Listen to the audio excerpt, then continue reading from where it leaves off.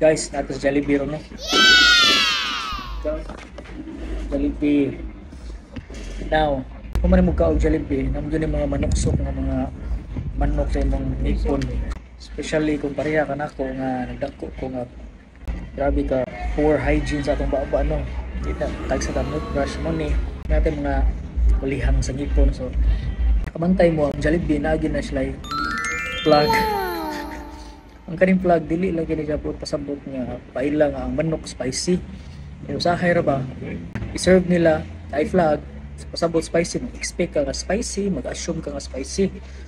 Kakaon ni mo di ay. Patay-bantay lang tanan. Char lang. Bitaw kaning flag no double purpose na siya. Ang primary purpose ani niya is mailhan nga spicy ba o dili ang manok. Also, ang purpose ani niya is klaro naman kayo no. Daghan na tayong naghimog video ani. Pero ato lang i-emphasize og balik no nga kani siya is panutpik din siya. Mo ni siya secondary purpose ani niya. Mura siya gitawag og ba survival skills nimo. Kay just in case makinahanglan ka so naa na dayon no. So notpick na ka. Oro to, busog na ko. Video tagbalik. Napaday ko i-istorya dahil kalimot ko. Follow for more.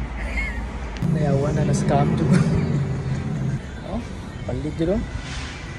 Scam din Jollibee guys. Palitan yung Meanwhile.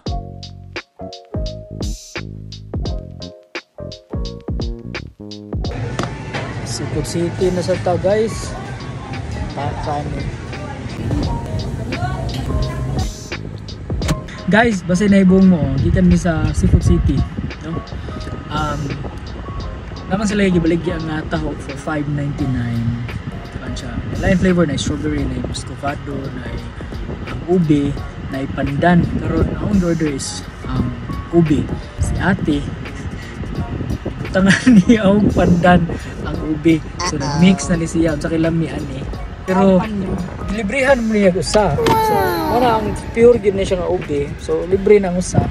Ilahang sa ilawan na ni reject niya lagi mo. Lami ba ang mixture sa ube o sa pandan? Kailangan mo review itong